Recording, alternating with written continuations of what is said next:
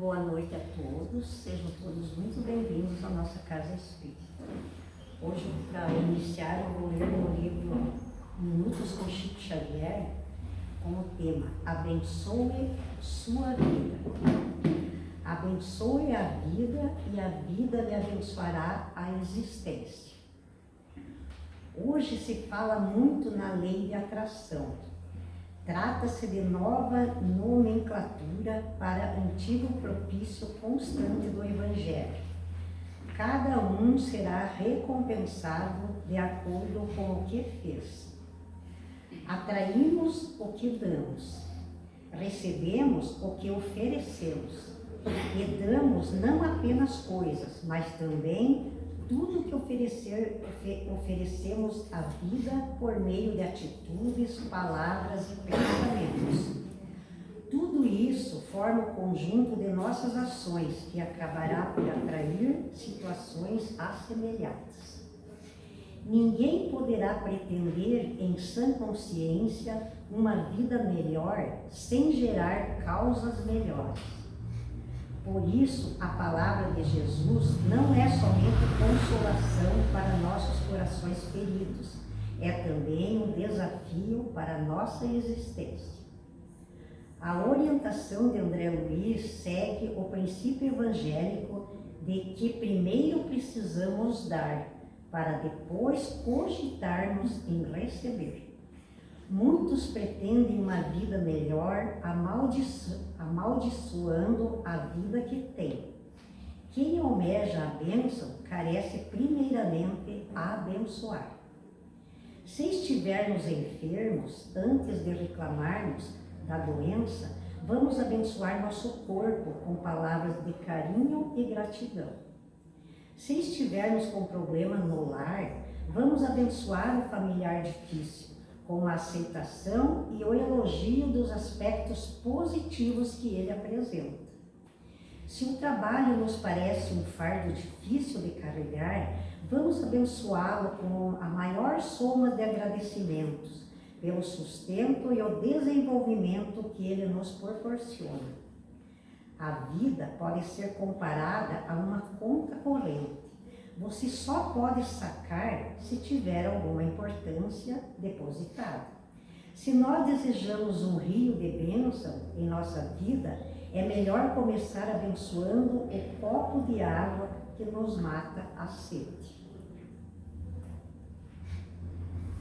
Então, depois dessa mensagem, vamos levar nosso pensamento a Deus, a Jesus, para fazer a abertura, né? Vamos agradecer a Deus mais uma noite que se inicia, que sejamos abençoados por Deus e iluminados pelo seu amor, que não nos falte força e fé para vencermos a cada novo dia, que Deus ilumine todos os doentes nos hospitais, as suas casas, que Deus ilumine todas as crianças que precisam de sua ajuda, e ilumine a todos nós.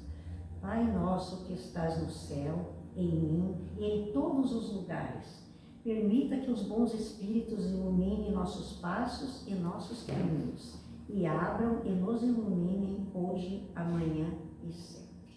Assim seja. Então hoje a palestra é com a Lúcia, né? Seja bem-vinda e Deus te ilumine.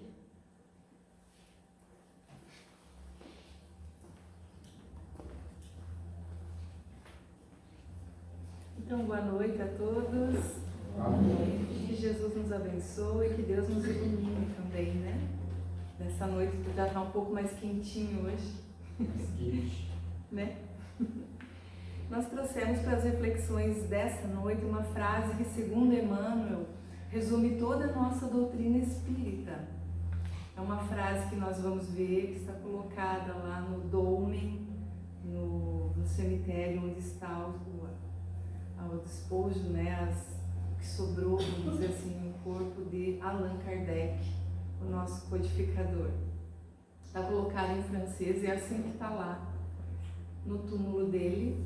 E nós falamos dolmen porque tem algum significado também para nós que estudamos o Espiritismo, né?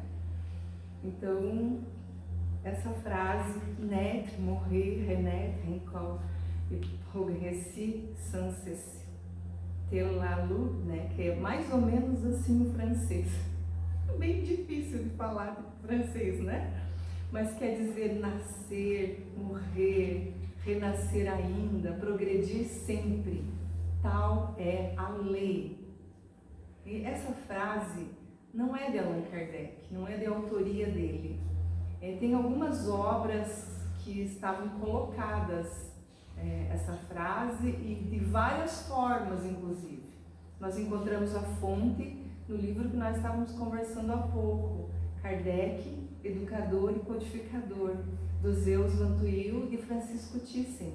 É uma obra que traz a biografia de Allan Kardec enquanto educador, aquela parte da vida dele, Hippolyte, Léon, Denisard Rivaio, e depois que ele abraça, né,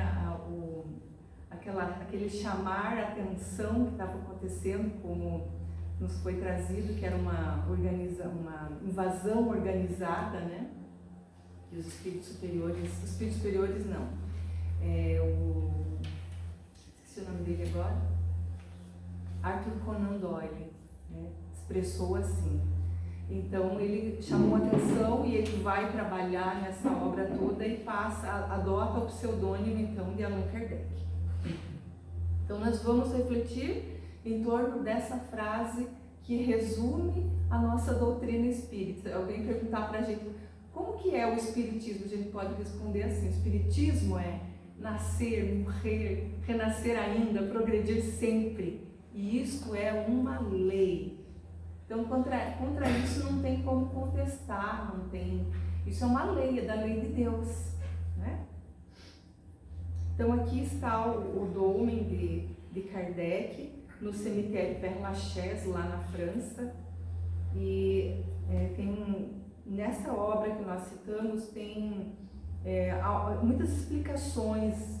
Lá nesse cemitério, que é um cemitério grande na França, tem várias celebridades, mas o túmulo de Allan Kardec é o que é mais florido e muito frequentado até os dias de hoje. Esse homem, ele marcou a história da humanidade, né? Allan Kardec. Então aqui está a frase, dá para ver bem ali, né?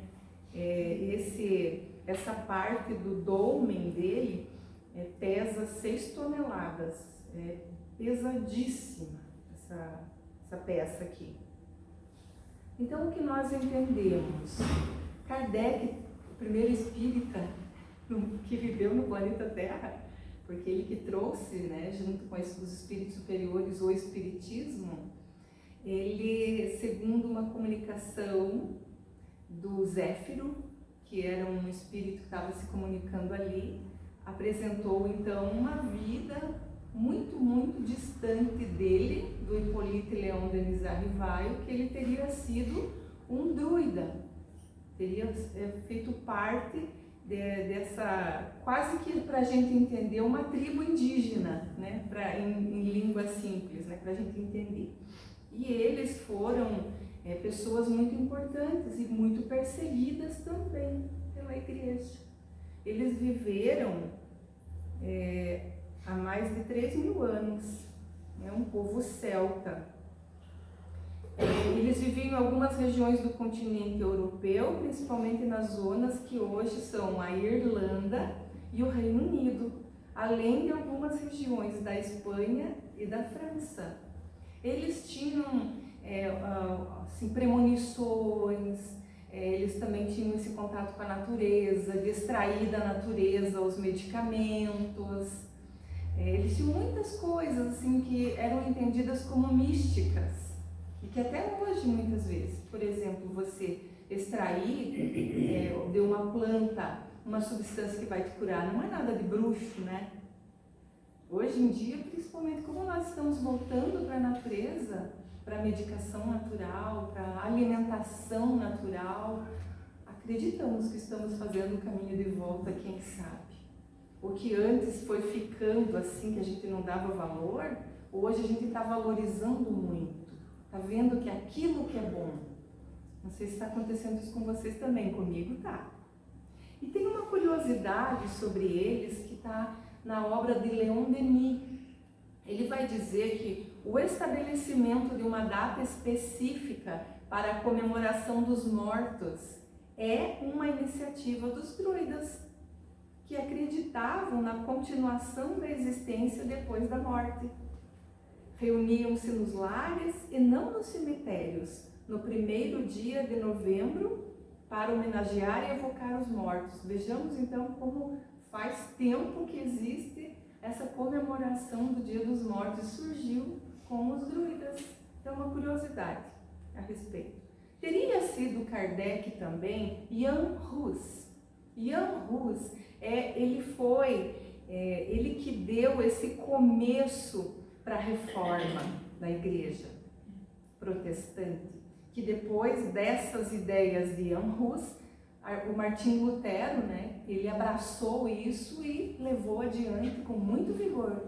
Nós temos aí a igreja luterana, uma religião muito boa, por sinal, muito boa, uma religião cristã.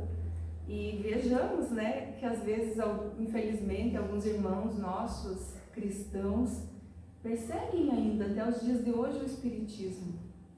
E se a gente for ver, Jan Hus estava lá, então era uma das reencarnações do nosso Allan Kardec, estava lá, viveu na República Tcheca, em Praga, nasceu em 1370 e desencarnou no dia 6 de julho de 1415.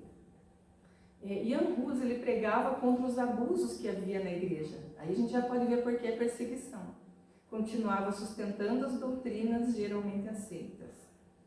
Ele era extremamente gentil e por isso também, óbvio, nele tinha um apoio popular. Foi um dos precursores da reforma, ele não acatava ou abominava o comércio das indulgências. Quem já ouviu falar de comprar, né, as indulgências? Pagava-se uma quantia e os pecados eram acabados ali naquele momento, né? E defendia o fim do celibato, da adoração das imagens e das missas rezadas em latim. Como nós colocamos ali as letras, imagina se a gente vem aqui, eu não venho, né? Eu não tenho a mínima condição. E vocês viram que nem uma frase eu consigo falar em francês, mas imagina sentar aqui e ouvir uma fala num idioma que a gente não conhece, a gente não vai aproveitar nada. Só da energia que vai ficando, né? Mas nós estamos nesse estágio ainda. A gente precisa ainda ouvir palavras que a gente vai trazendo para dentro do coração. Por isso é bom entender. E já naquele tempo, então, ele combatia. E aí a igreja tanto fez, tanto perseguiu, que ele morreu na fogueira. Colocaram um chapéu nele, de papel, que chamavam de uma coroa, né? E cheio de diabinhos, e escrito que ele era o top, né? O máximo da heresia. E colocaram antes disso as vestes da igreja com a Eucaristia, para depois tirar, para dizer que ele tinha perdido porque as ideias dele eram de heresia. E pediram para ele se ele iria voltar atrás, e ele não voltou e foi queimado na fogueira, né? E então nós temos o nosso Allan Kardec, que também não vamos falar, senão a gente toma muito tempo falando dessa parte da biografia, né? Não é essa a ideia. Então, assim que, passado mais ou menos um ano da desencarnação de Allan Kardec, ele já estava dando comunicações para o grupo que frequentavam as sociedades parisienses de estudos espíritas, para os amigos, já que Kardec tinha muitas amizades, e numa das suas comunicações, ele vai falar sobre um monumento com a frase. Ele vai dizer que o monumento vem eternizar não a memória de Allan Kardec. Ela vive em vossos corações, e este testemunho lhes basta.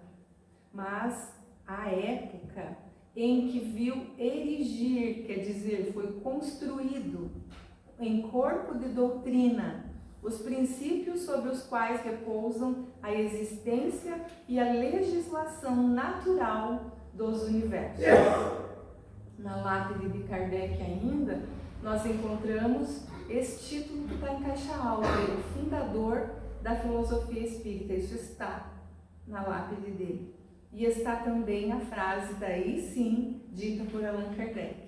Só que traduzida diretamente do francês ficou meio estranha. Ela é conhecida por todos nós de uma forma um pouquinho diferente, nós encontramos nas obras básicas também, mas traduzida diretamente do francês para o português, sai assim: cada efeito tem uma causa, cada efeito inteligente tem uma causa inteligente. O poder da causa é por causa da grandeza do efeito. Então ele está falando, né, que tudo tem uma causa e tem um efeito. E quando são coisas inteligentes, tem um efeito inteligente. Então é para a gente pensar. Isso que chamou a atenção de Kardec nas mesas girantes. Então foi isso que fez com que ele buscasse se aprofundar em tudo isso e trazer para nós a doutrina espírita. E ali então a data do nascimento de Kardec e a desencarnação.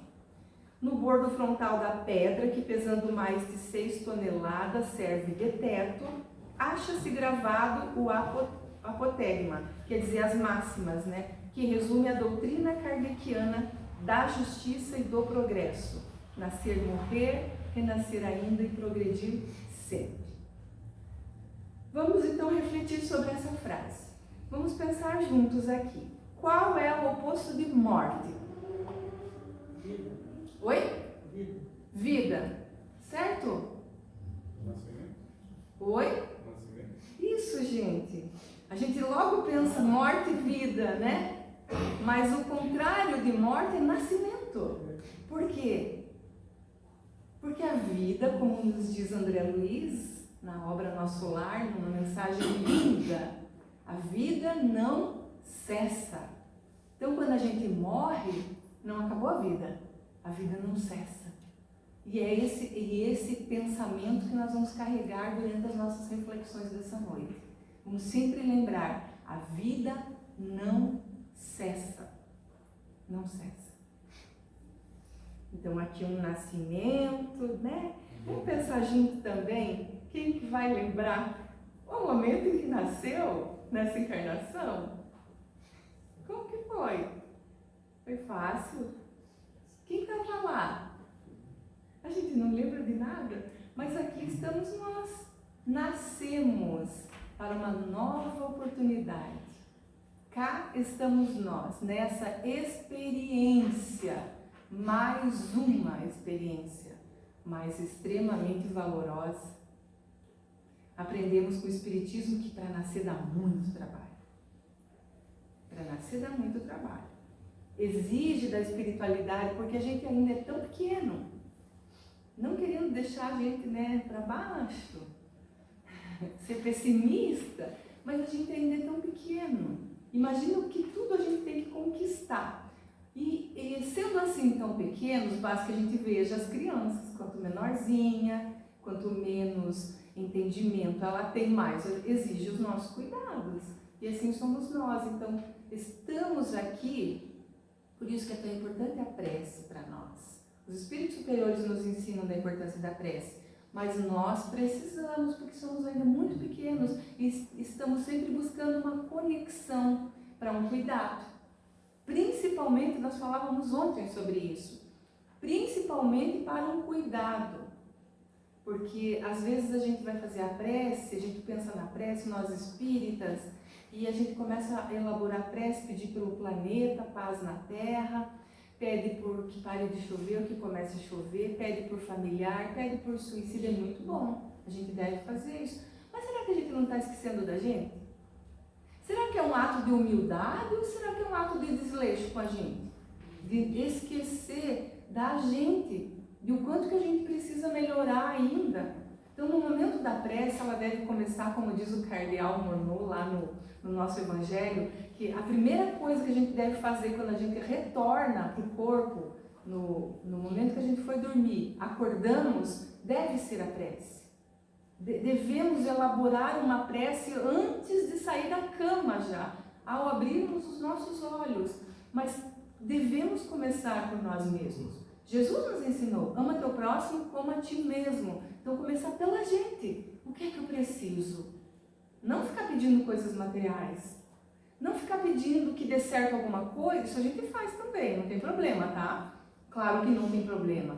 Mas pedir forças, pedir que a gente consiga se transformar, se melhorar, que a gente lembre de trabalhar naquele dia, de se ocupar com coisas boas, que a gente lembre de buscar boas companhias, principalmente espirituais.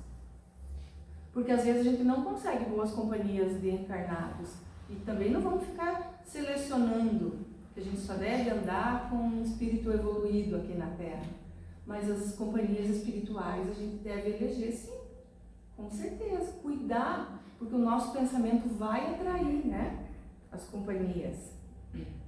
Então, o nascimento, nós falamos, quem de nós vai lembrar quando a gente nasceu? Isso é muito difícil. Alguém nos conta como que foi mais ou menos, mas não importa, aqui estamos nós. Agora estamos aqui, todos nós encarnados.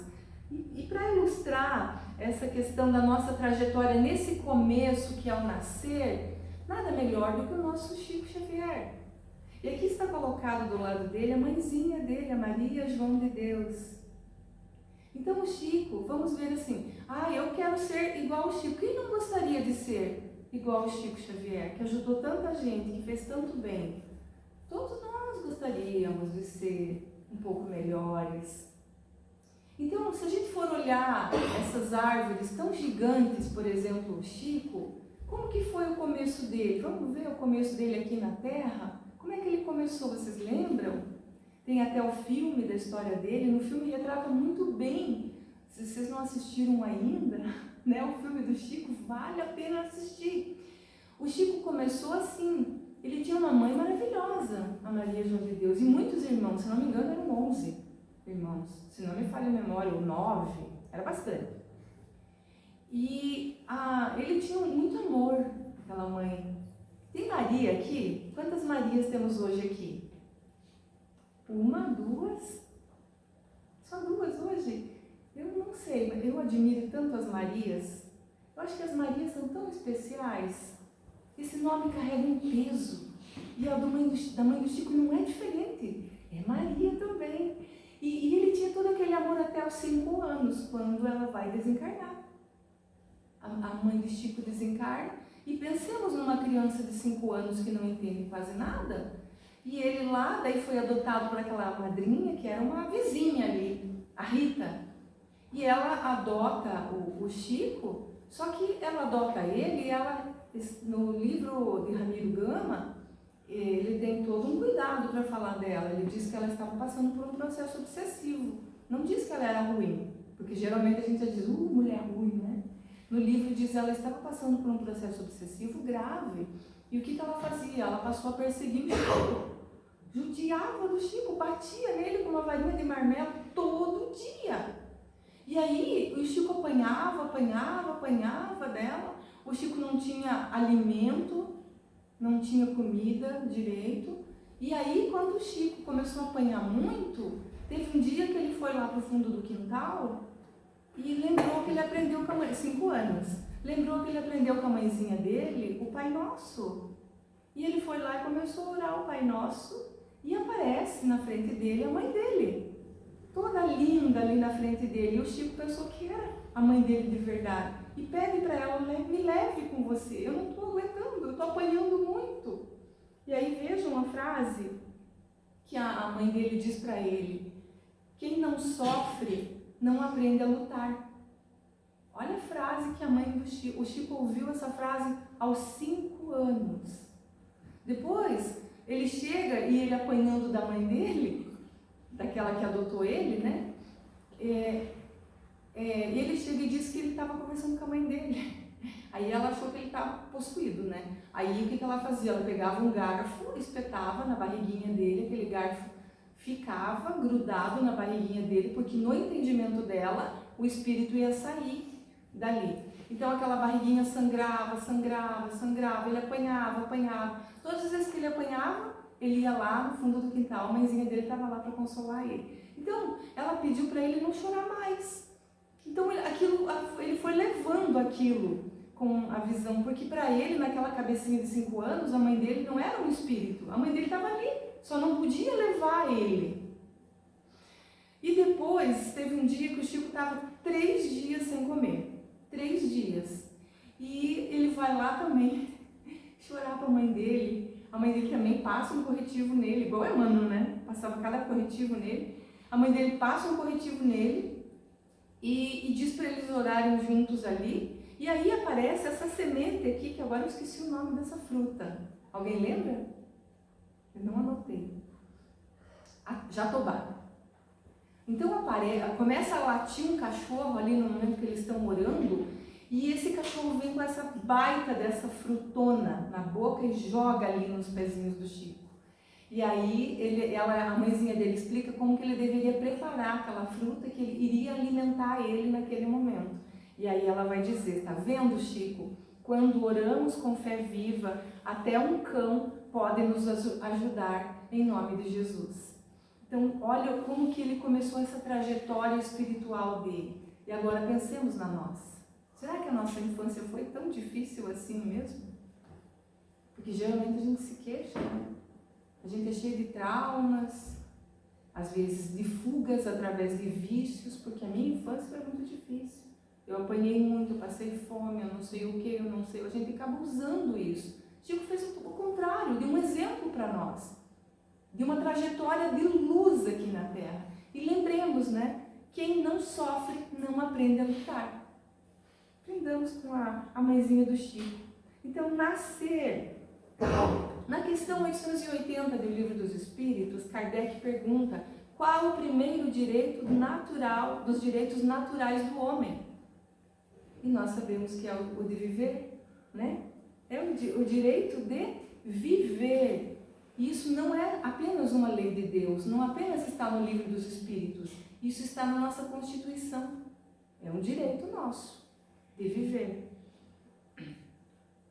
Então a doutrina espírita nos traz em seus conceitos a comprovação do início da vida humana, desde o momento da concepção no ventre materno, sendo o nascituro, que chama zigoto, daí embrião, daí feto, uma alma, um espírito unido ao corpo em formação, que precisa de proteção para que exerça o direito à vida.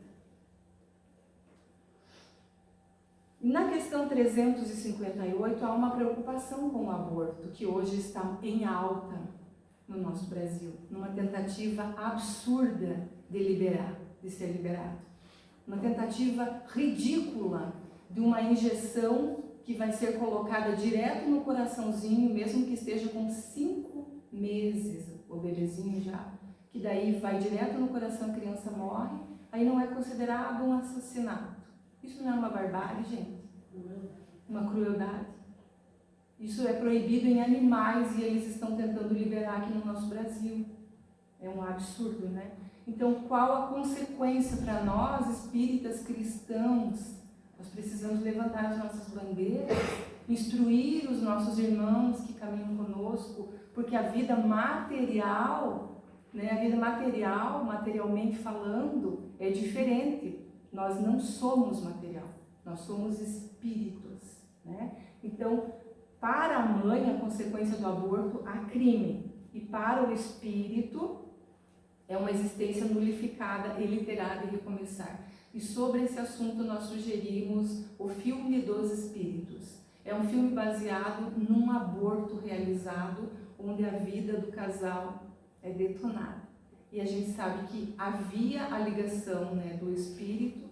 Então, e para que a gente não entre num processo de culpa, às vezes a gente pode, antes de saber de tudo isso, ter, às vezes, dito assim, não tem problema, aceitado de alguma forma. Vamos lembrar juntos do menino e a borboleta? O que ele fez? Ele olhou aquele bichinho dentro do casulo, lembra dessa história? Ele olhou, ficou assim desesperado, coitado desse bicho. Foi lá, fuçou, abriu o casulo, tirou a borboleta. Na ilusão que a borboleta ia voar. Ia voar. E aí o que acontece? A borboleta cai, ele tenta levantar a borboleta, cai, e o que ele viu? Que ele não deu a vida para aquela borboleta, ele tirou ela, não deu condições para ela. Agora que nós sabemos, nós somos iguais ao menino do casulo e da borboleta. Quando a gente estuda o Espiritismo, quando a gente é cristão, principalmente, a gente já vai se apoderando disso. Então a gente não admite mais, para a gente não entrar em processo de culpa. O menino jamais fará novamente isso. E anencéfalo, por exemplo, aquelas crianças que vêm com problema, vem faltando pedacinhos, né, no corpinho, porque lembremos que é o espírito que molda o corpo. Não é a mãe que molda o corpo, não é o pai, é o espírito que molda o corpo que vai nascer em formação. Para isso, a gente tem uma resposta bem legal também. A reencarnação é a cura. Ah, mas ele vai nascer doente, ele vai vir com um monte de problema, mas a reencarnação é a cura. Vejam que simples, vejamos que simples que é. A reencarnação é a cura, não importa como venha, vai ser curado. Porque é aqui que nós somos curados, todos nós. Nós estamos reencarnados porque precisamos ser curados. Todos nós somos doentes da alma. Hoje, talvez não esteja faltando nenhum pedaço, mas amanhã, quem garante? Quantas lesões nós provocamos no nosso corpo e que atinge o perispírito e que vai atingir o espírito? E depois a gente vem com a forminha amassada e precisa reparar. E a única forma é a reencarnação. Então a reencarnação é a cura. É a cura. E ponto final, né? E aí quando a gente vai reencarnar, a gente não é ligado por um cordão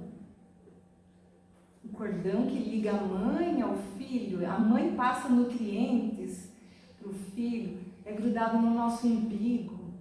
Sai daqui, nós também temos esse elo. Então, um cordão. Seria estranho se a gente não tivesse visto. Imaginemos que a gente nunca viu, né, um nascimento, nem fotos, e alguém chegasse e falasse pra gente assim, ó, você nasce assim, você tá lá dentro da barriga da tua mãe, aí tem um cordão que liga ela. Vamos imaginar assim, sem a gente ter esse desenho que a gente já tem formado. A gente não acharia estranho? Esse cordão, nossa, um cordão, depois o médico corta aquele cordão, que estranho.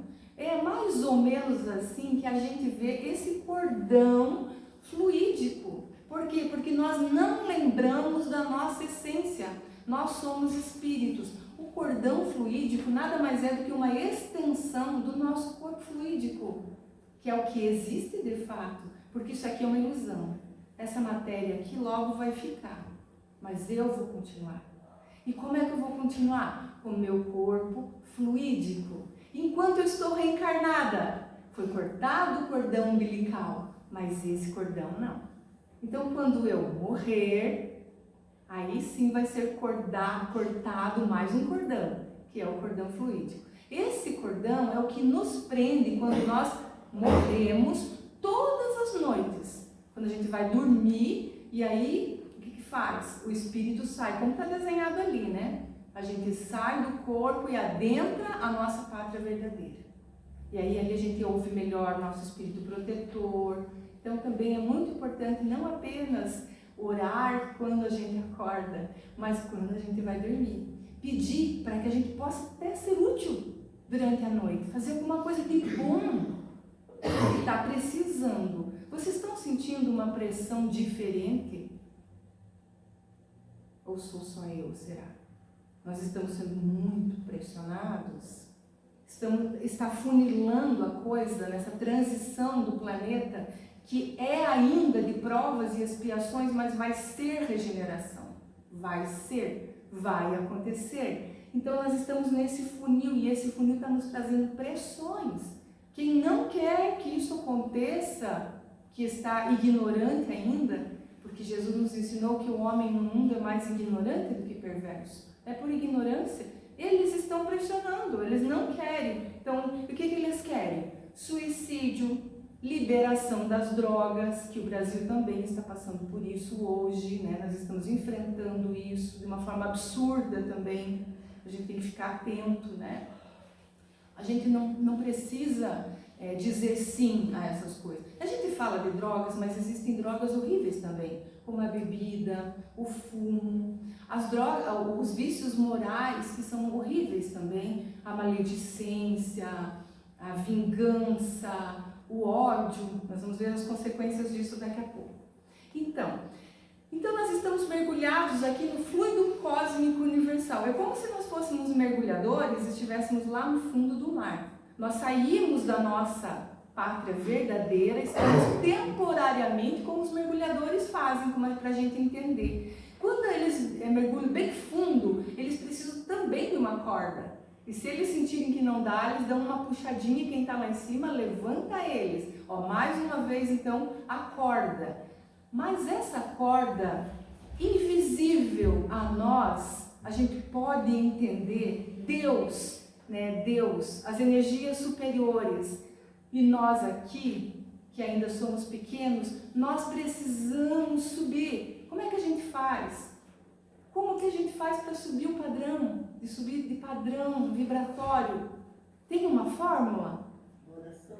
A oração. Como o Chico dizia, se as pessoas souberem um dia o poder da oração, não imaginam do que são capazes. Nós não sabemos ainda. É muito ainda precária a nossa prece. A gente ainda não sabe muito bem elaborar a prece, fazer a prece sentida. Por isso que as nossas cordinhas, com o oxigênio lá em cima, estão tão curtinhas. Não conseguem chegar lá em cima. A gente está assim ainda tão ligado aqui às coisas materiais, mundanas, as nossas preocupações, que a gente precisa ter aumento, que não dá mais para aguentar. Essas coisas todas nos puxam para baixo.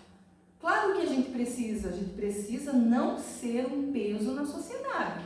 Então o que a gente faz? Corre atrás. Trabalha, pensa numa aposentadoria para não incomodar os outros, né? Quando a gente estiver com uma idade que não pode mais trabalhar, a gente vai precisar ter alguma coisa, é óbvio. O problema é que a gente às vezes sobrepõe a tudo essas coisas. Esse é o nosso problema. Então, as nossas preces muitas vezes estão voltadas só para isso. E aí, como que a nossa cordinha vai ficar? Como que vai atingir o nosso oxigênio que nós precisamos desse jeito? Estando vivos aqui então. Então nascemos. Então vai chegar um momento para todos nós aqui que nós vamos o quê? Morrer. E para onde vamos? Para onde será que nós vamos? Será que não é isso o medo da morte? Porque a gente não sabe para onde vai. Ou alguém aqui já sabe. Já tem certeza. Alguém já está aí com o passaporte na mão dizendo, eu vou para tal lugar. Então, por que o animal tem medo? Por que ele é agressivo? Medo, agressividade, veja, a gente vai tratando a morte com, assim, a gente é arredio. Não quero falar, não vou falar da morte, porque já vai atrair, não é assim? Vai puxar, algumas coisas assim. Mas é importante a gente entender. Quem nos ajuda muito bem a entender para onde vamos é o nosso Jorge Larra, que é uma gracinha, que tem uma capacidade de sintetizar o nosso espiritismo de uma forma linda. E foi ele que nos apresentou as 8 alternativas para a morte. A gente não vai olhar essas 8 alternativas achando assim, eu vou pensar aqui para onde que eu vou. Porque o próprio Jorge Larra diz que a gente vai passando meio que para um lado e para o outro. Mas a gente já pode ver o que está sentindo hoje e decidir, não, para esse lugar eu não quero ir.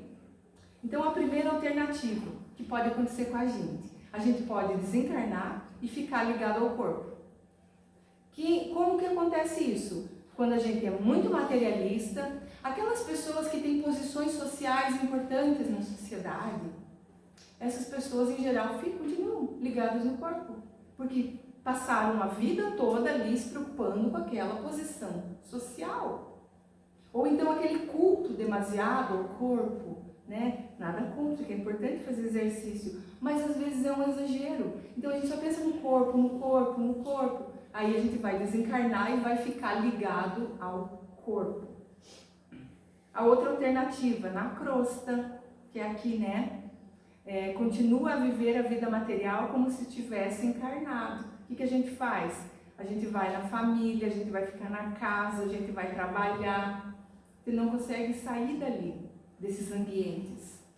A gente não consegue sair da casa porque a gente é muito apegado. Quem que é apegado à casa aqui? A gente consegue descobrir quando a gente precisa sair de casa. Às vezes fica internado num hospital. Quem que não dá graça de voltar para casa? Tem que ser um espírito muito evoluído, né? Para não ficar felicíssimo de voltar para casa, não é? Mas a gente tem que prestar atenção até nisso. Será que nós não estamos demasiadamente apegados à nossa casa? Não estamos muito apegados à nossa família? Geralmente é 1, 2 ou 3 que a gente é mais apegado ainda, que é aquele grude que a gente diz. Será que nós não estamos muito apegados? E ao trabalho nós temos o Divaldo. Lembram do filme do Divaldo? Que também recomendamos quem não assistiu ainda, né? Do filme do Divaldo. Ele trabalhava no INSS, né? Ele ficava lá, tinha as mesas, tinha um balcão, ele ficava trabalhando ali e chegavam as pessoas para atendimento. O Divaldo começou a trabalhar, começava a chegar as pessoas, ele levantava e ia até o balcão atender. Os outros que trabalhavam com ele ficavam olhando abismados. Por quê? Porque o Divaldo conversava com as pessoas, ia lá, procurava a ficha para ver o INSS daquela pessoa, só que não tinha pessoa. Eram pessoas que já tinham desencarnado e só o Divaldo via. Então eles fizeram até um combinado ali na história do Divaldo. Tem uma amiga dele ali que trabalhava junto, que ficou com dó dele e disse, não, você me avisa então. Então eles fizeram um combinado para que aquilo não ficasse tão feio para ele.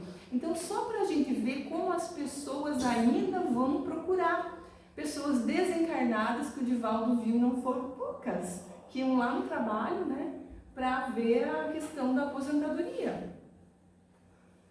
E tem também o umbral, que os espíritas em geral têm muito medo. Trouxeram lá da igreja católica que tem o purgatório, tem o inferno, tem o céu. Os espíritas puxaram o umbral. E agora é tudo, né? Depois o André Luiz ficou lá 8 anos, então a gente fica fazendo um cálculo. Se o André Luiz ficou 8 anos, fez tudo isso, quanto que eu vou ficar?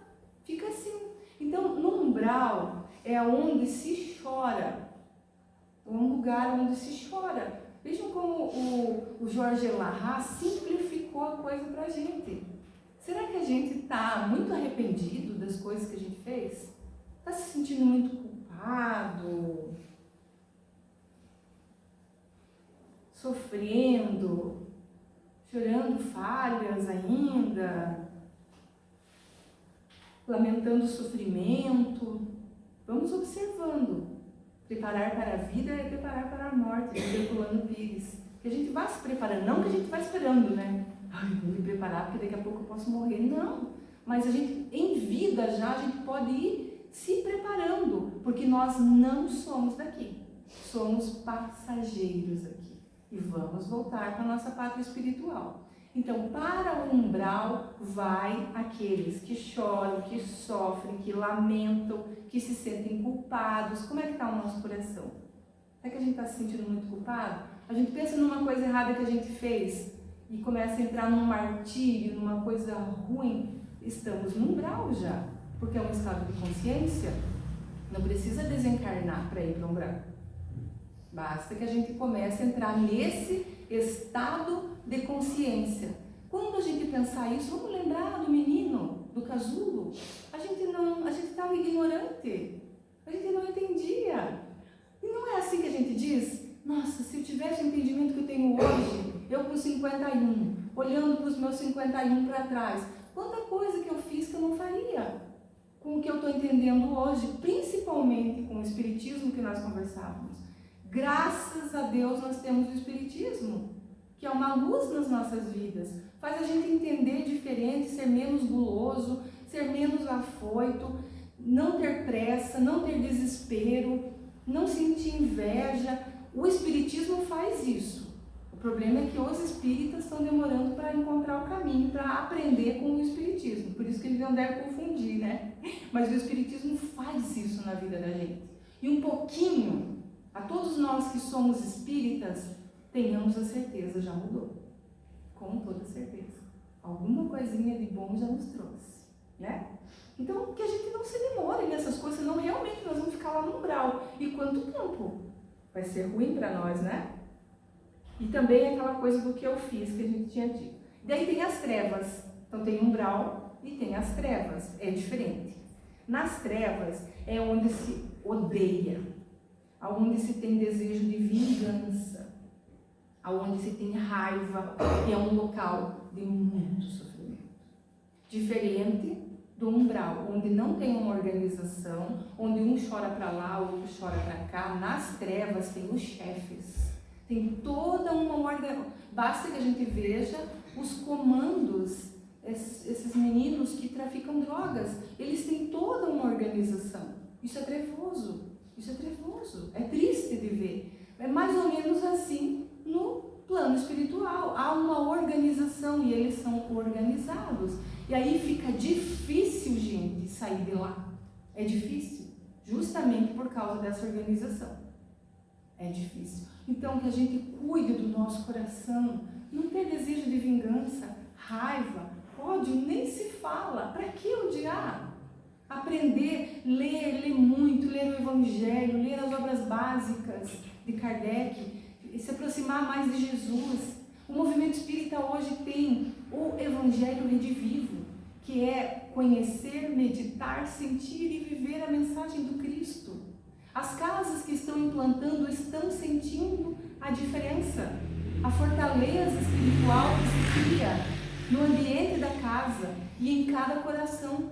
Nós vamos nos transformando com essa vivência, com esse estudo sequenciado da Bíblia, do Evangelho, do Novo Testamento, à luz da doutrina espírita, óbvio. Mas então a gente vai mergulhando no Evangelho e vai trazendo para a vivência. A gente não sai dos encontros do Evangelho Redivivo sem que se entenda para que esse ensinamento eu vou aplicar na minha vida. É sempre assim, é um método. Então é utilizado Sócrates, que é a construção coletiva, é utilizado Emmanuel, que faz esse mergulho nas obras, no Evangelho, e o método de Kardec. É triplo. Então, o Evangelho Redivivo é um estudo espírita, mas é um mergulho no Evangelho de Jesus. Vamos criando fortalezas, né? Aí tem também o Vale dos Suicidas, que é onde os nossos irmãos que se equivocaram, achando que a vida cessa. O espírita sabe que a vida não cessa. Então, não vai procurar a porta falsa do suicídio. Então, esses irmãos, diferente do que a gente sempre imagina, que é um lugar também de muito sofrimento, embora seja, mas é um lugar de proteção. É onde depois de aquele suicida ter passado pelas trevas, pelo umbral, voltou para as trevas, voltou para o umbral, foi para a crosta, ficou ligado ao corpo, tudo isso, ele passou por tudo isso. Sofrimento, sofrimento, sofrimento, sofrimento. Ele é então recolhido e levado ao Vale dos Suicidas, onde ele tem uma proteção. Cuidado por Maria, mãe de Jesus, diretamente. Cuida do Vale dos Suicidas, recolhendo todos os nossos irmãos que se equivocaram, que desistiram, que acharam que terminaria assim. E não termina, né? Também nós espíritas devemos levantar essas bandeiras nossas. E aí tem os hospitais no mundo espiritual, que são locais de refazimento. Os hospitais no mundo espiritual é onde muito difícil um de nós não ir. Então, vamos lembrar do filme Nosso Lar de Volta, onde está lá o André Luiz recebendo lá o tratamento naquele hospital depois que ele saiu do umbral, né? Mas lá é um refazimento. Quem não sai com raiva, com culpa, com desejo de vingança, não se suicidou, cuidou do corpo direitinho, né? Tratou da alma, terminou o seu tempo, voltou para a parte espiritual, vai direto para os hospitais no mundo espiritual. As pessoas, que bom, né? Ir direto para o hospital lá para ser cuidadinho, refazer as forças e daí prosseguir a vida. São escolhas nossas, né? E aí tem o que a gente quer, né? Que é as colônias espirituais. São regiões de luz. A gente acha que vai para o nosso lar, né? Todo mundo quer. Mas podemos ir. Só que a gente precisa amar e não é pouco.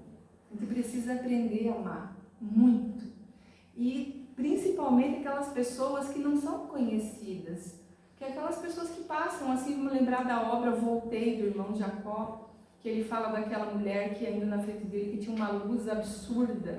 Ninguém nem conhecia ela tinha uma luz absurda. Então são pessoas que amaram muito na Terra, vão para as colônias espirituais, que existem e são maravilhosas. Mas como que a gente faz para conquistar um bom lugar? O que a gente precisa fazer? Emmanuel nos dá a resposta. Ele nos diz que nós devemos prestar atenção no que fazemos da nossa hora vazia, que é aquela hora que a gente diz assim, essa hora é minha. Às vezes não é só 1 hora, às vezes é 6 horas, 10 horas, às vezes é o dia todo, porque agora eu quero aproveitar a minha vida, eu quero aproveitar, eu mereço. E aí não faz nada pelo próximo, não faz nada que é de graça, nada que é bom para o outro, nada que melhore o mundo, nada que seja para si, como, por exemplo, esse movimento que nós fizemos aqui hoje.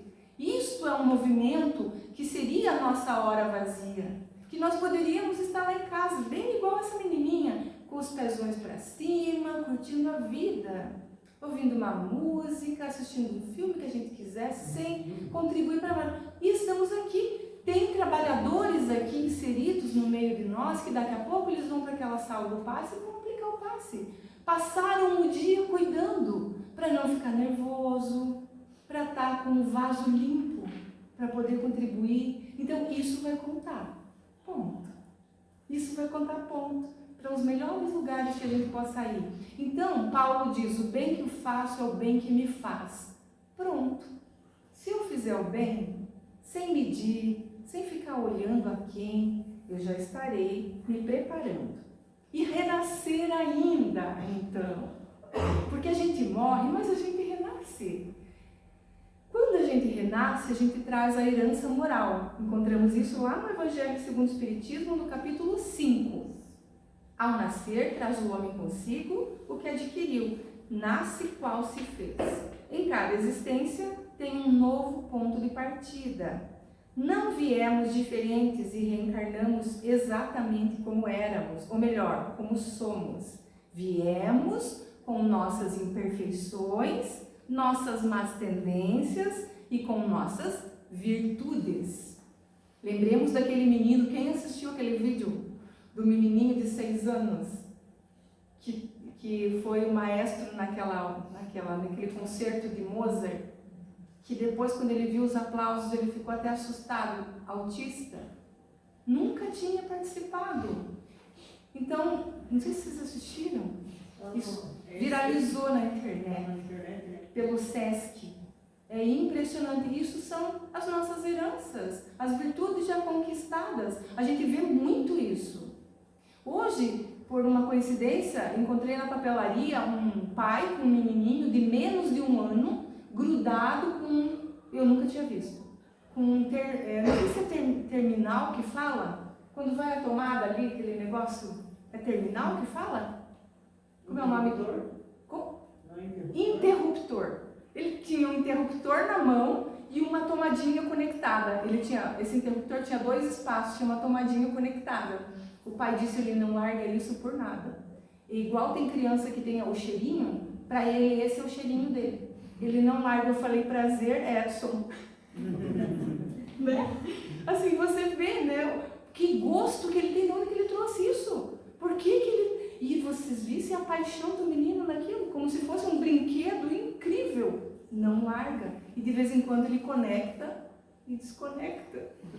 Né? Então, assim, a gente que é reencarnacionista é gostoso de ver isso, dessas coisas, nessas revelações. Então, são as nossas heranças. Ou seja, viemos com nossa herança moral. Não nos é tirado o progresso já realizado. Isso é o nosso tesouro. O que a gente aprende, o bem que a gente faz, ninguém tira da gente. Ninguém toma. Ladrão não rouba, né? A traça não corrói, a ferrugem não come, como Jesus ensinou. Então, quando a gente vem, o que acontece? Nós esquecemos, nós somos espíritos milenares e nós esquecemos. Por que é importante esquecer? para que eu esqueça o que eu fiz. Porque se eu hoje estou na minha melhor versão, imagine lá atrás. Né? Já não sou boa coisa, fui muito pior. Então é bom que eu nem lembre. Então Deus é tão perfeito que Ele nos dá o véu do esquecimento. Eu esqueço o que eu fiz. Eu vou me desembaraçando da minha história de vida e consigo me reorganizar para essa nova história de vida. Imagina a confusão que não ia ser se eu te conhecesse, né? De outra vida, e como é que eu ia te chamar? Então eu preciso me reorganizar para que eu esqueça o que os outros me fizeram. Imagina se você me fez um grande mal na vida passada, né? E eu não esqueço isso. Vai ser difícil no meu estágio evolutivo que me encontro hoje. Para que os outros esqueçam o que eu fiz. Pelo contrário agora. Se eu te fiz um grande mal e você lembra de tudo, vai ser difícil. No estágio evolutivo que estamos, para que todos tenham a oportunidade de reconstruir. Quando é que a gente vai ter acesso? Quando a gente melhorar, crescer espiritualmente. A gente vai ter acesso ao que a gente fez. Olha que coisa boa. A gente vai ter condições de se apropriar de tudo que a gente é. Isso acontece com a gente na pátria espiritual? Acontece. Quando? Depois de um tempo. A gente passa pelo torpor, vai se refazendo, a gente vai tendo acesso. Como é que a gente encontra isso? Basta que a gente leia Memórias de um Suicida, por exemplo. Ali fica bem relatado como que funciona esse acesso que a gente tem às vidas pregressas nossas. Mas é devagar, né? Mas é uma coisa boa. Sobre renascer, Jesus teve uma conversa com Nicodemos e ele deixou bem claro que se um homem não renasce da água e do Espírito, não pode entrar no reino de Deus. É um texto longo do Evangelho.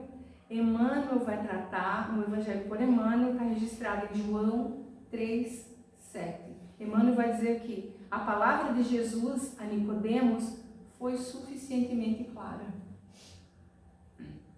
A reencarnação é lei universal.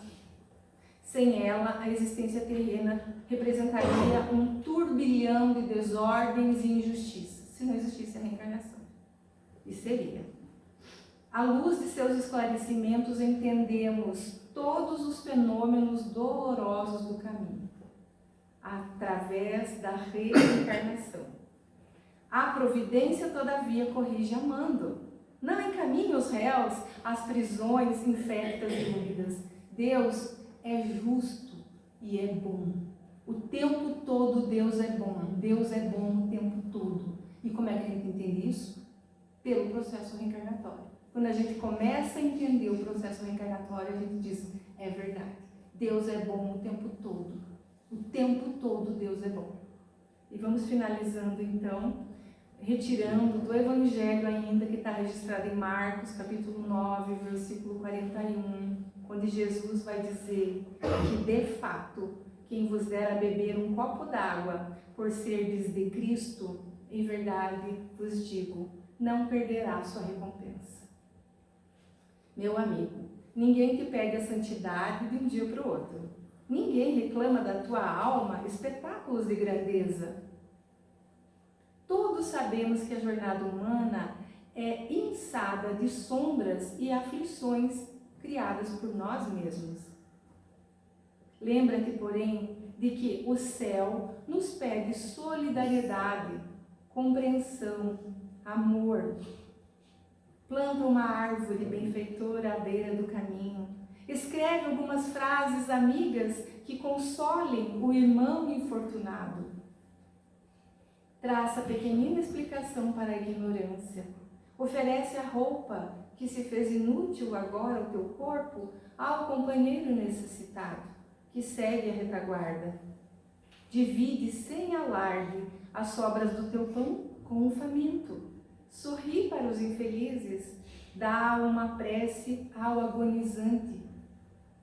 Acende a luz de um bom pensamento para aquele que te precedeu na longa viagem da morte. Estende o braço à criancinha enferma. Leva um remédio ou uma flor ao doente. Improvisa um pouco de entusiasmo para os que trabalham contigo. Emite uma palavra amorosa e consoladora onde a cadeia do bem estiver apagada. Conduze uma xícara de leite ao recém-nascido que o mundo acolheu sem um berço enfeitado. Concede alguns minutos de palestra reconfortante ao colega abatido. O rio é um conjunto de gotas preciosas. A fraternidade é um sol composto de raios divinos, emitidos por nossa capacidade de amar e de servir. Quantos raios libertaste hoje do astro vivo que é teu próprio ser imortal? Recorda o Divino Mestre que teceu lições inesquecíveis em torno do vintém de uma viúva pobre, de uma semente de mostarda, de uma dracma perdida. Faze o bem que puderes. Ninguém espera que apague sozinho o incêndio da maldade. Dá o teu copo de água fria. E nos diz Bezerra que Jesus é ontem, hoje e sempre. Então Jesus já projetou esse planeta, cuida de tudo ontem, hoje conosco e por todo sempre estará conosco. E Jesus nos permitiu aqui estarmos, Ele nos convidou para virmos à Terra, nesse momento principalmente que estamos vivendo agora de transição. E é importante pensarmos o que Jesus viu em você, algo de bom, com toda certeza. Procure. Você tem algo de muito bom para oferecer para o mundo. E que Jesus nos abençoe sempre, ontem, hoje e sempre. Muito obrigada pela atenção de todos. Um grande abraço. Um grande abraço.